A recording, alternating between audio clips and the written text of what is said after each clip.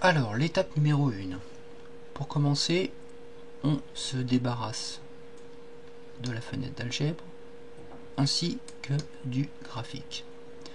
Alors, je vais commencer par tracer le segment AB. Je sais qu'il mesure 126 mètres. Donc je vais sur segment de longueur donnée. Je clique une fois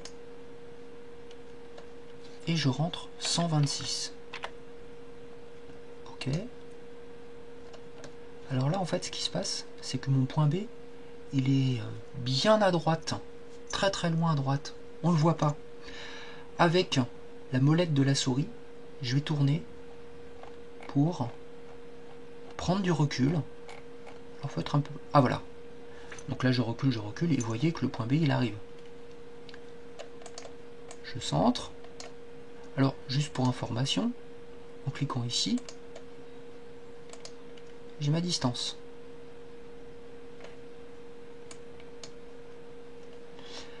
Alors, maintenant que j'ai tracé mon segment AB, je vais placer mon point C.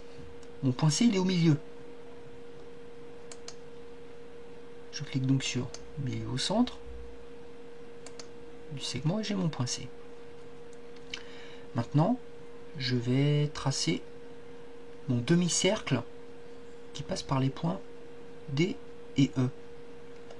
Alors pour ça, je vais commencer par tracer un cercle de centre C et de rayon 38. Je clique sur OK.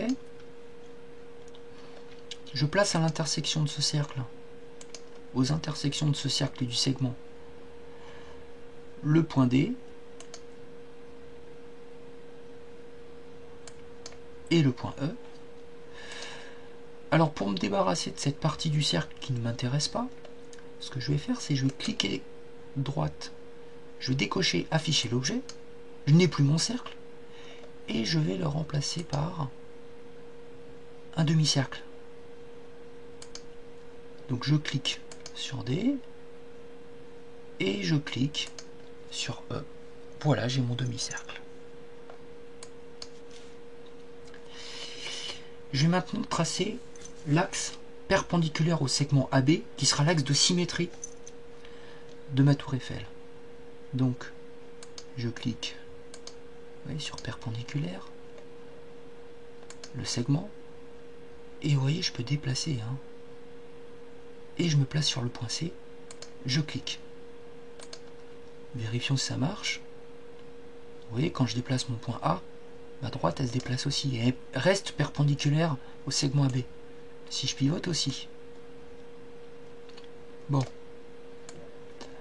Alors pour pas qu'elle soit trop apparente, j'ai cliqué droit, je vais dans Propriétés.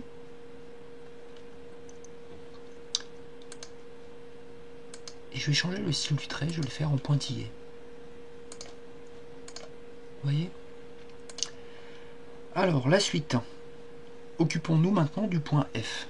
Alors le point F, je sais qu'il est sur cet axe, et il est à 60 mètres du sol, à 60 mètres du point C. Et bien ce que je vais faire, c'est que je vais tracer un cercle de centre C et de rayon 60. Et bien mon point F, il sera forcément ici. Puisque tous les points du cercle sont tous à 60 mètres du point C. Donc mon point F étant sur le cercle et sur cet axe, il sera forcément à l'intersection. Donc je clique sur intersection de cette droite et de ce cercle.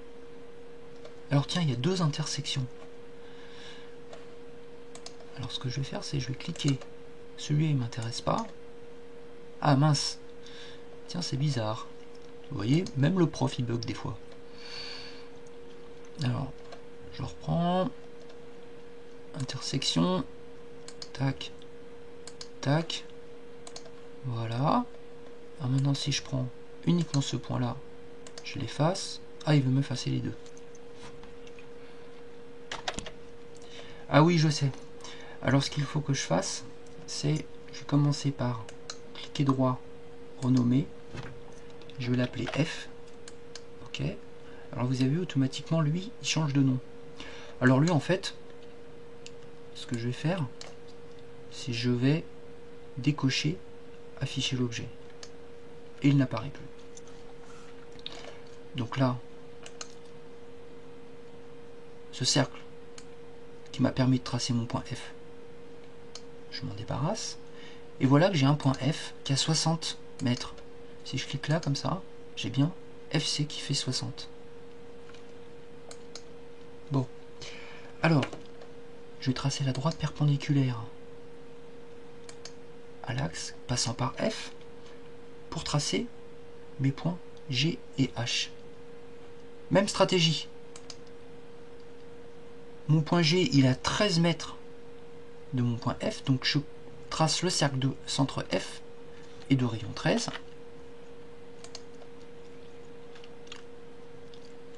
Je prends le point d'intersection, et ici, et voilà. Ce cercle qui m'a servi à obtenir mes points G et H, je peux maintenant l'effacer.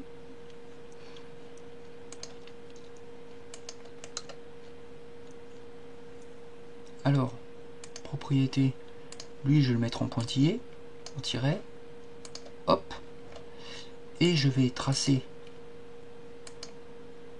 comme ceci. Bon,